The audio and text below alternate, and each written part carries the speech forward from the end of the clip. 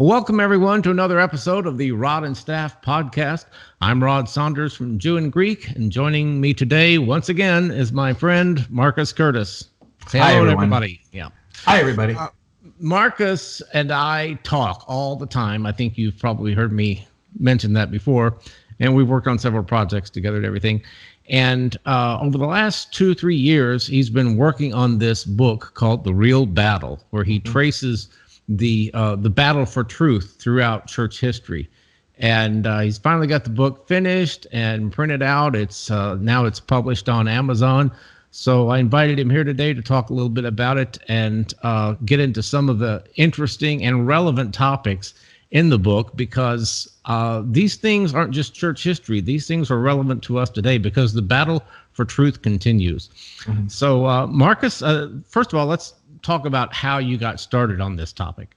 Okay, well, I was actually studying church history, and I was thinking about how the enemy has attacked the church in the last 2,000 years and the various forms of attacks that he was bringing to the church.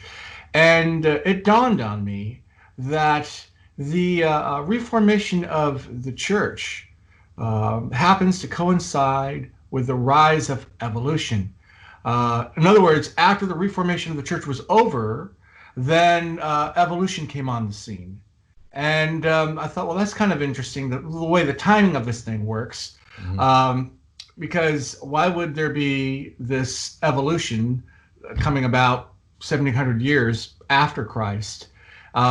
The Word of God was not relatively known until the reformation of the church. It was hidden from people. It was illegal to have copies of the Bible, and the Inquisition that was run by the Catholic Church, the Spanish Inquisition being the most bloody, basically sought people out who had copies of Scripture, and no one was allowed to interpret Scripture except the Pope and the clergy. And after the reformation of the church, the common man had the Word of God, and revival began to break out everywhere. And even people sailed to a new continent, and America was being formed as a nation. We have the Pilgrims and the Separatists as a result of the reformation of the church. These guys tried to escape the church in England, the state church. And so Satan needed a new plan to stop that. And it occurred to me that after the reformation of the church, you begin to see evolution come into play. And this is important because science had been around for a few centuries before evolution. And it just started to come into its own. And then after the reformation of the church, science was basically hijacked and went to this naturalism point of view. It was never like that in the beginning. If you look at Galileo, if you look at Newton, if you look at Blaise Pascal, if you look Kepler, all of these guys, Johannes Kepler, he invented the math on planetary motions, how the planets work, and Newton refined it. And this is the same math that NASA uses today. All of these guys were hardcore Christians. You can get online and find quotes of these guys. Sure. But somehow science was hijacked, and the timing of it was right after the reformation of the church. And that got me to thinking about the battles that the enemy brings against the church. And so the real battle is not physical battle, but it's a battle of the mind. It's a battle over ideas. And if you look at things like communism, for example, Joseph Stalin said that we shouldn't allow people to have ideas. We don't allow them to have guns. We should control their ideas too. And I'm paraphrasing. That's not a direct quote. That's basically what he meant in his quote. So it's the real battle basically was an eye-opening of what Satan has done to attack the church in these last 2,000 years and how he has tried to stop it. But thankfully, the gates of hell have not prevailed. Right. Amen. Yeah, it's funny that people will say, like, I did a video a while back on John Davidson, and John Davidson was saying that religion stifles free thought. That's not true. And I thought, are you kidding me? Look at the free thought that was stifled by atheism. Right. It's amazing what atheism does. And you talk about social justice. Justice relative to what? What is this justice relative to? What moral code are you using? See, that's a big deal, because if it's the survival of the fittest, as evolution claims, if it's only the strong survive, and if it's a struggle, what is your moral high ground? Who determines that? If it's all relative, who's right and who's wrong? So what these guys do is they'll borrow from God's moral code, and then they'll point to evil and say, well, if God doesn't exist, because evil exists. And they're borrowing from God's moral code to make that argument, and they make the same argument for social justice. Justice relative to whose morals? Doesn't make any sense. Yeah. So let's go back a little bit and talk about the Age of Enlightenment, where people began to formulate some of these views. Now, you mentioned Charles Lyell. Oh, yeah. It goes back before that even. Okay. Yeah, all right. Yeah. Well, it was James Hutton, actually, that started everything. And he is known as the father of geology. And he began this idea that the earth more or less formed by itself, formed on its own. And he was also the first one to suggest that the earth was a living organism.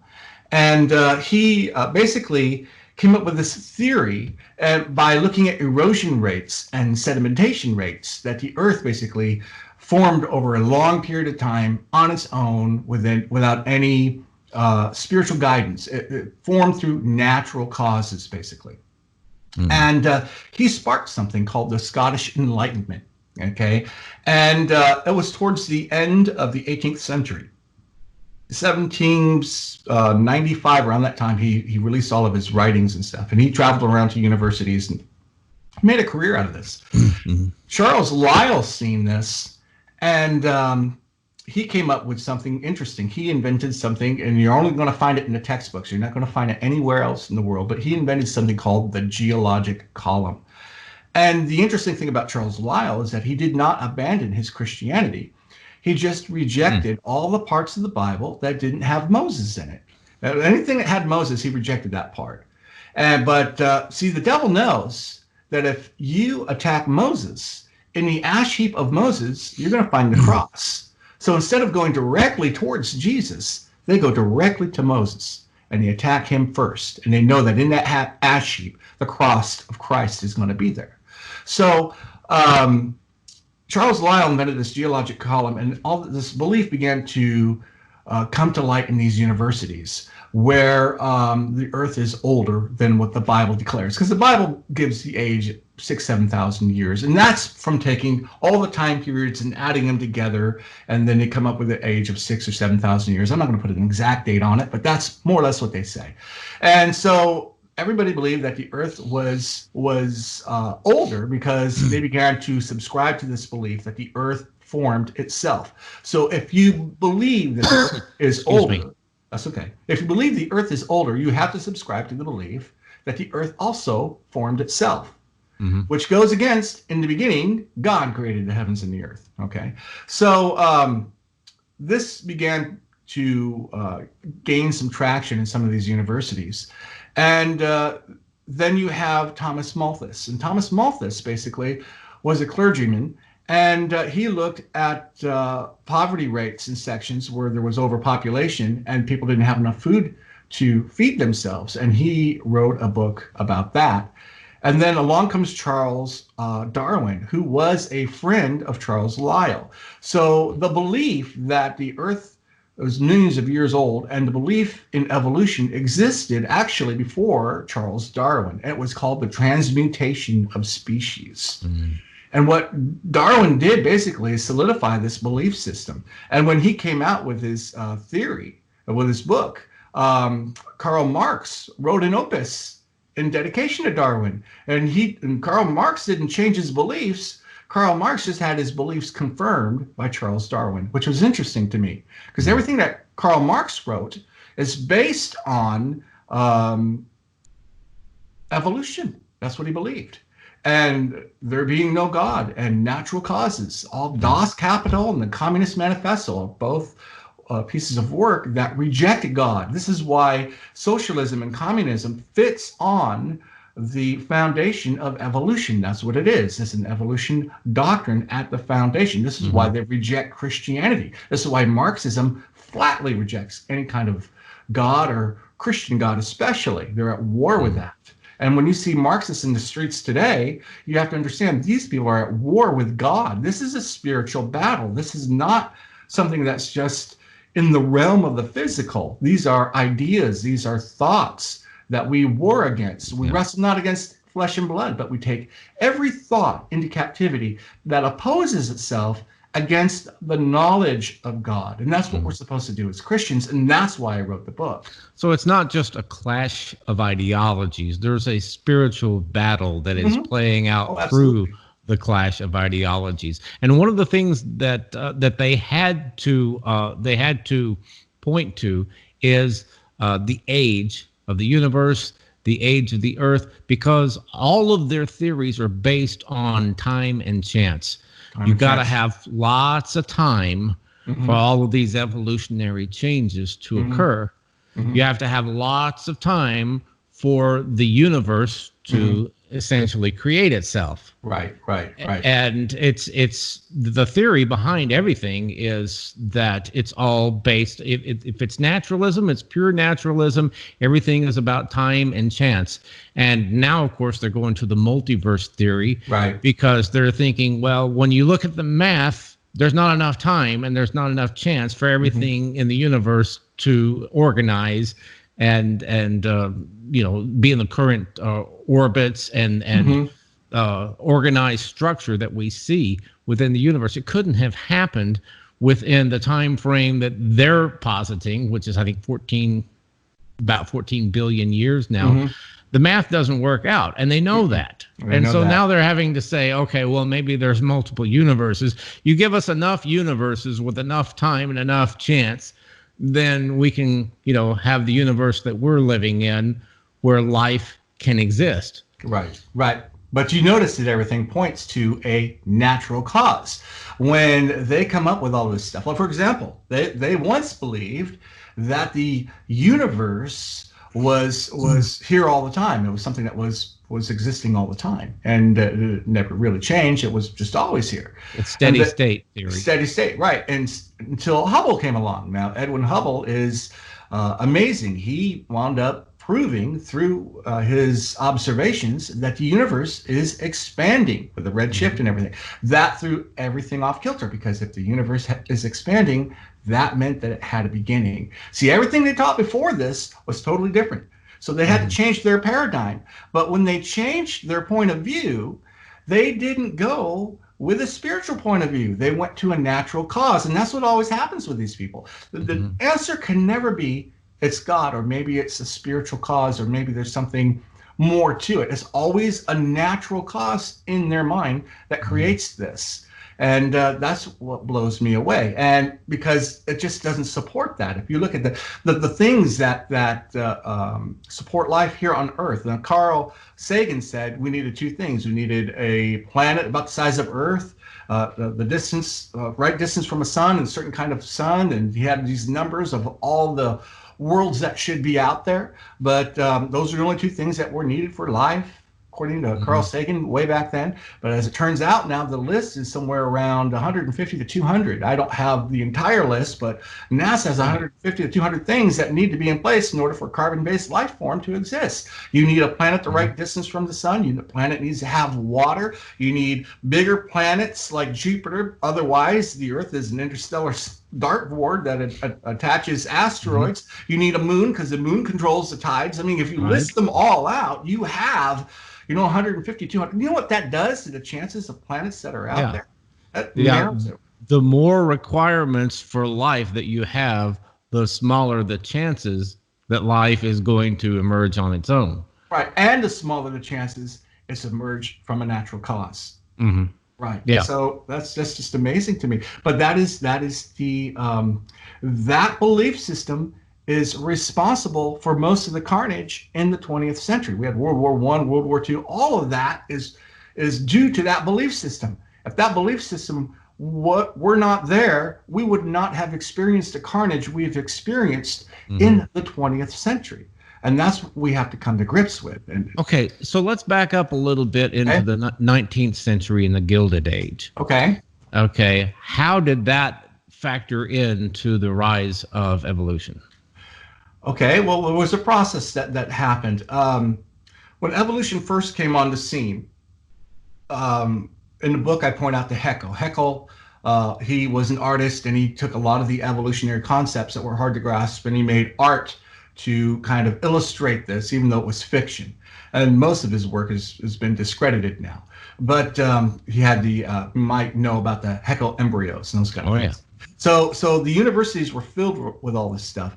As it turns out, when the titans of the Gilded Age, and these are people like Rockefeller, Carnegie, the Kellogg Foundation, these guys that made massive fortunes, J.P. Morgan, all these people, they basically set up foundations, particularly Carnegie and the Rockefellers, the Rockefeller Foundation and the Carnegie Foundation.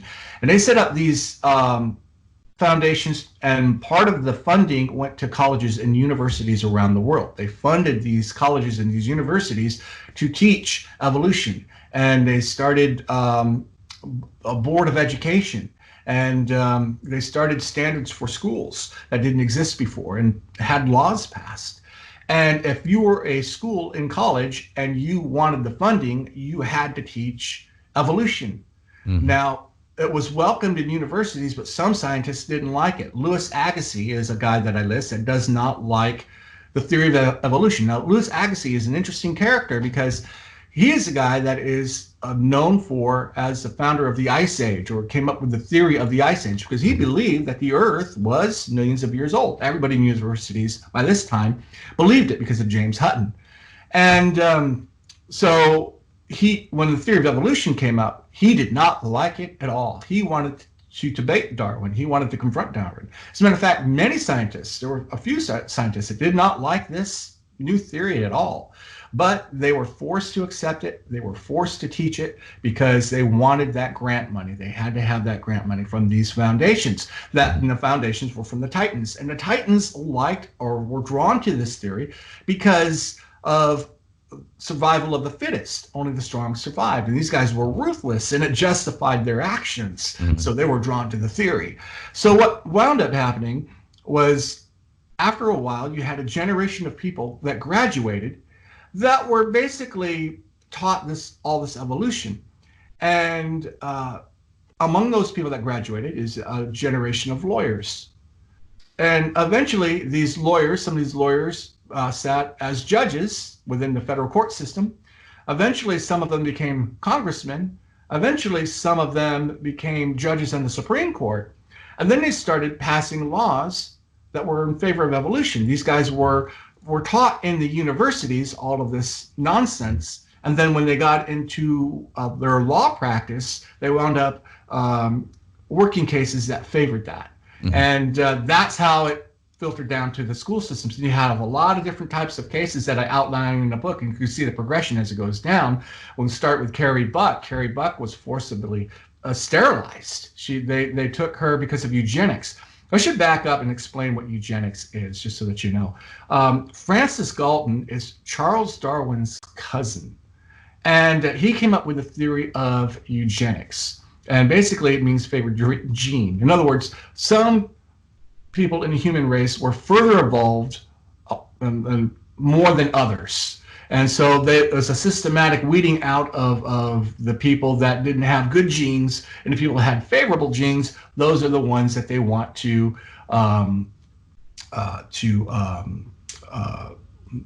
have eliminate.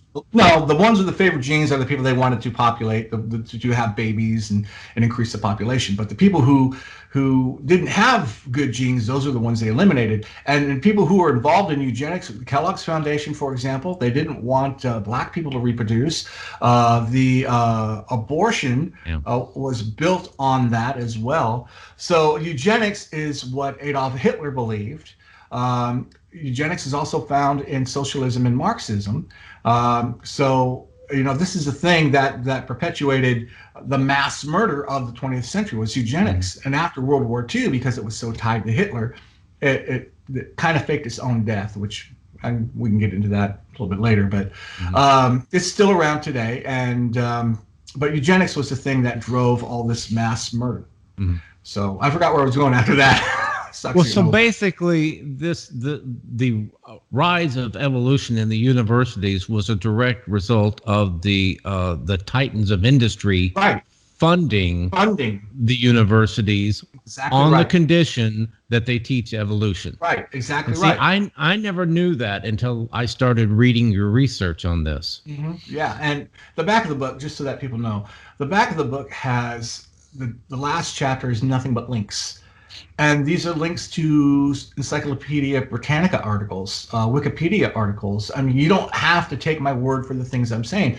You can look at the links on the back of the book, and if you have the ebook version, you just click on it and it takes you to the page. If not, you can just type that link in the search engine and it comes right up. So everything that's in the book is common knowledge. This is not like some major conspiracy theory. You can look this up and you can find it. I found it in encyclopedias. I found it all over the place.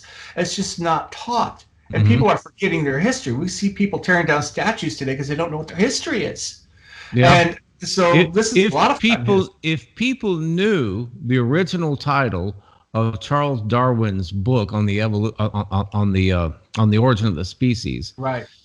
the original title said favored races. Favored races. Right. Right. Yes, it was based in a very racist view of man that Right. the dominant species are genetically superior.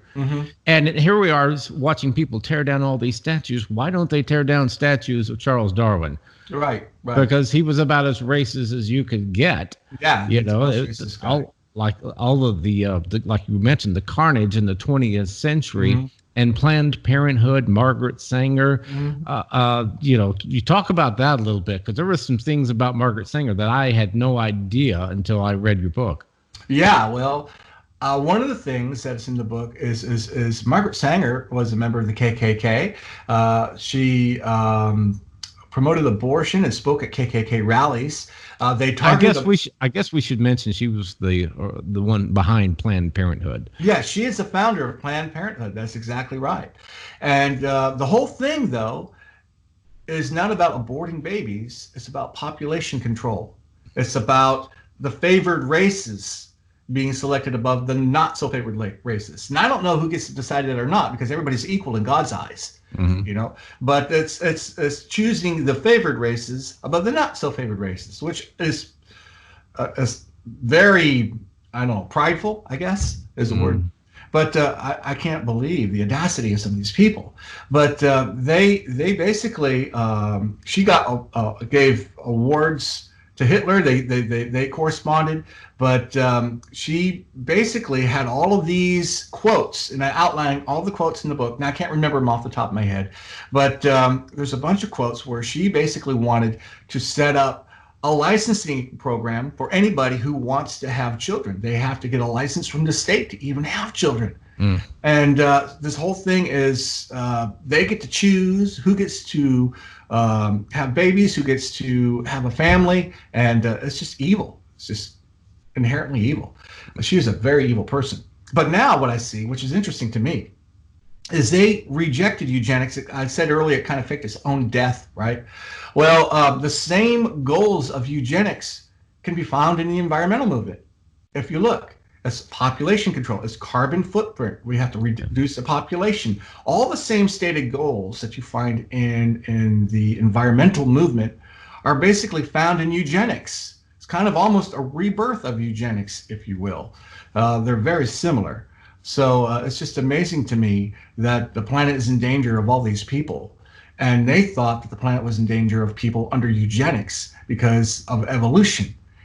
But they've just rebranded everything. It's all they've did. And the same people have the same goals. But instead of using the word eugenics, they're using it environmental. So I got some quotes pulled up, and these are real quotes. Anybody can get on the internet and verify this. But here is a quote from Margaret Sanger, just a few quotes. Quote number 1, eugenics without birth control seems to us a house builded upon the sands. It is at the mercy of the rising stream of the unfit. This is Margaret Sanger, Birth Control and Racial Betterment. Racial betterment. Okay, another quote from Margaret Sanger. A marriage license shall in itself give husband and wife only the right to a common household and not the right to parenthood. See, they don't want to regulate this, okay? This is America needs a code for babies. Article 3, page 27 of March 1934. Here's another one. No woman shall have the legal right to bear a child, and no man shall have the right to become a father without a permit for parenthood. Margaret Sanger, America Needs a Code for Babies, Article 4, March 27th, 1934. A permit for parenthood shall not be valid for more than one birth. Again, America Needs a Code for Babies. She also spoke at KKK rallies. There's like, I think there's like 10 to 20 quotes in here I have in a book from her that shows the mentality of these people, that they were racially superior to everybody else. Everybody that subscribed to evolution during this time or believed it thought they were racially superior than everybody else. And that was the whole move behind eugenics to begin with. And today, I mean, if you look at today, it's just, you guys really need to study this. You're taking down the wrong statues. Right. And I had no idea. I've been in church all my life. I never heard anybody teach on these things. Right. And we need to bring these things out. I mean, this is all very well documented. I've read through Marcus's book, and he's got footnotes galore to document what he's talking about. And one of the things that I was fascinated by in the book was I had no idea this actually happened in the United States. So that one case of eugenics that you documented in the book. Oh yeah, Carrie Buck. Yeah. I know what led up. See, Carrie Buck was put in a mental institution. She was abused. She was a servant. She was abused, and they wanted to get rid of her, so they put her in a mental institution. And back then, you could be put in a mental institution for being feeble-minded. She wasn't feeble-minded, and but they put her in this mental institution. And they wanted to forcibly sterilize because of eugenics. And of course, in the course of time, a case broke out in the Supreme Court, went all the way up to the Supreme Court. And it was a rigged case, too, if you look at it. But they ruled, I forget the judge that ruled on it, but he said 3 generations of imbeciles are enough.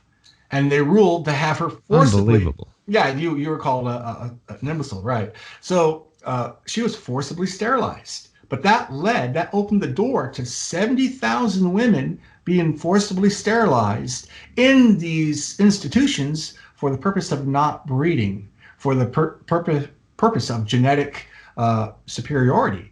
And years later, they determined that she was not mentally deficient. Oh, they knew that before she went in there. It was just a rigged case. Yeah, she was not mentally deficient, and she wasn't feeble-minded. So she wasn't an imbecile. These are what they labeled people as an excuse to put them in these facilities. And these were people who were poor. Again, if you look at Thomas Malthus, all the people he witnessed were poor people. Why is it that abortion clinics are targeted to Black communities? If I was a member of Black Lives Matter, that would be the first question I would ask. That would be the thing I want to know. How come these abortion clinics are targeting Black communities? And why are they targeting poor communities? And now the big thing is the carbon footprint. We need to cut down on population because of the carbon footprint. All it is eugenics rebranded. Yeah, it's just amazing that lobotomies and forced sterilization, all these things happened in this country, and where we supposedly have rights and protection from our government. Right. But what you see is that when evolution, when the first generation I talked about earlier graduated, then there was a generation of lawyers that graduated knowing evolution, and they became the congressmen, they became the senators, they became the judges, and they began to decide cases for evolution. And then what we find is a takeover of the school system, and they began to rule. They believed in eugenics. I mean, the person who decided Carrie Buck's case was a member of the Eugenics Society. So they believed these things. As he sat on the Supreme Court, they believed these things and decided these things in favor of their belief system, not in favor of the Constitution. And they began to revise and reshape and remold the Constitution. McCollum is another case.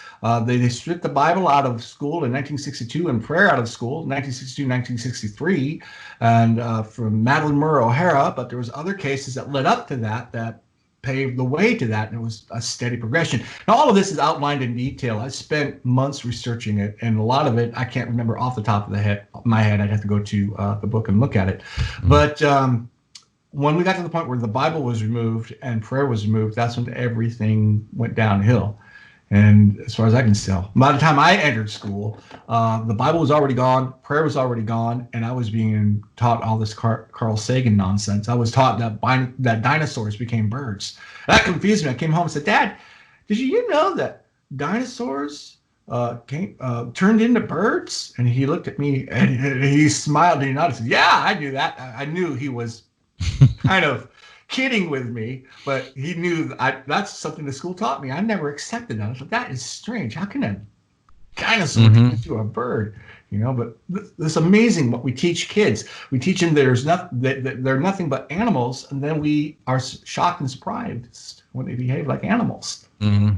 So, yeah, I mean, what do you expect when you take away their moral foundation, right? And you say that we're all basically just an accident, right? Just a cosmic accident, right? Well, then why do you? What basis do you have for any absolutes or any moral code? Right. If we're just taking up space until we all become worm food, mm-hmm. then why should we feel guilty about stealing and killing and lying and so forth? Right. So. Right.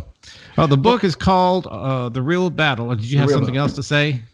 Well, there's a whole section we can go in about the universities changing archaeology and going into other fields of study, and it was just covered in the book. They change archaeology. They say a lot of things about the Bible that's not true. They have their secular scholars, and they just attack the Bible. They attack Moses. And we can get into the archaeological discoveries that have proven the Bible to be true, that these guys just continue to ignore and they don't bring up in the universities. But there's some documentaries that are done on that. I would say the book basically covers the last 2,000 years, and a lot of time is spent on the history of church and the way that Satan constructed his battle and how evolution came to be as we know it today, and how society got to the point that we see it today. But they have to ignore all this biblical archaeology that we have today that they don't even teach. Now, you'll find it in Bible colleges and Bible universities, but you will not find it in Harvard or Yale or any of that kind of stuff. So, yeah, I mean, because it doesn't fit their narrative. Right, but I included it in the book with the links. So if you want to go see these archaeological studies, one of the things they say, for example, that the Bible was written in Babylon. Which is total nonsense. Yeah. There's archaeology to prove all of that wrong. They say that Ramses was a pharaoh of the Exodus, which is not true. There's a lot of things they say that cannot be confirmed. And the studies for all of that, to debunk all of that stuff, is in the book. So anybody going to college needs to be prepped for this. They need to understand that their faith is getting ready to be attacked. These kids that walk into college who have been a Christian all their life, they're in for the battle of their life. They don't even know it. And this book will provide a defense, and it'll give the links in the back that will help people before they send their kids off to college to prepare them for what kind of battle they're going to confront. Yeah, Marcus was working on this book for a couple of years, and because he's got a family and a job, he only had a certain amount of time to devote to it. And then he got involved in these music projects, as you can see from all the guitars in the background. Marcus is very active in music. And I kept after him. I said, Marcus, you got to finish this book. People need to know this stuff. And I kept after him, kept after him. And then finally, he got the book out there on Amazon a few months ago. Yeah, it's on Amazon. It's on the. You can get it through Apple, the Apple Store. You can get it. There's like every ebook outlet has it. So, and then the hard copy is available on Amazon. So. Yeah. So, by the way, that's a great looking cover design. Yeah, I wanted to compliment you on that. I have an expert designer that does all this stuff for me. Oh, really? What's his name? His name is Rod Saunders. Yeah, we got let's see, we got Darwin, Vladimir Lenin. Let's see, that's Karl Marx, and next to him is Carnegie. Andrew Carnegie. Yeah, Che Guevara. Yeah, very good. And Martin Luther, Adolf Hitler, of course. Yeah, and Lenin and Madeleine Murray O'Hara. Yeah. So all these people are talked about in the book. They're all. It shows their life as it fits in a puzzle. You know what I come to find, and what I come to believe, is that whether you're a Christian or whether you're not, your life is just a page in a book. And if you read just that one page, you're not going to understand it in the context of the whole story. You need all of these pages to fill in the whole story. That's why when we get to heaven, I think God is going to show us the impact that our page or our life has made. We have no idea the impact that our life as a Christian has made to the kingdom of heaven. But I think we're going to find that out once we get to heaven. And we have, I mean, if you look at the prophets in the Old Testament, a lot of times, like Jeremiah, for example, he had no idea that he was going to write a book that would be included in part of the Word of God. I mean, he lived his life and died not ever knowing the fulfillment of the promise of what his life has led to. I think many Christians are like that. And the same thing holds with this on the other side. Each one of these people, their life is a page in a book that tells a complete narrative. It tells a complete story. Yeah, so. I think it's an incredible book, and it's very much needed so that people can really understand what all has been going on to turn our culture in the direction that it's been going over the last 20, 30 years towards secularism. And I'm going to be talking a lot more about atheism and secularism in the future, and things that I've learned as a result of this book. So thanks for joining us and filling us in on this, Marcus. And we got another book in the works, right? Yes, I'm working on a Bible prophecy book. That's going to be a fun book. And typically when we say Bible prophecy, people only want to know two things. First thing is, who's the Antichrist? Oh, yeah. That's who's the Antichrist? Which president is the Antichrist? The second thing is, when is the rapture? Yeah, right. But Bible prophecy is so much more than that. It's amazing. And this covers all aspects of Bible prophecy, not just last day Bible prophecy. And there's a lot of really weird beliefs, really, in prophecy, like the belief. We talked about this, about the Apache helicopters being those creatures in Revelations that came up out of the bottomless pit, you know, that somebody was saying that was the fulfillment of prophecies. Like, where did you get that from? That's not even remotely close or remotely true. So we'll bring you back when you get that book finished, and we'll go over all of the Bible prophecy stuff. Okay. That'll be equally fascinating. Okay, I'm on chapter 6, and this is going to be twice the size of this one. So, so you may not finish it this year. I'm going to try. I'm going to start working on it again. It's just this. I've been busy. I've been one of those essential workers, so I had to go to work every day. So. Right. Well, good for you. Okay. Thanks everybody for watching. Right. We'll see you next time. Thank you.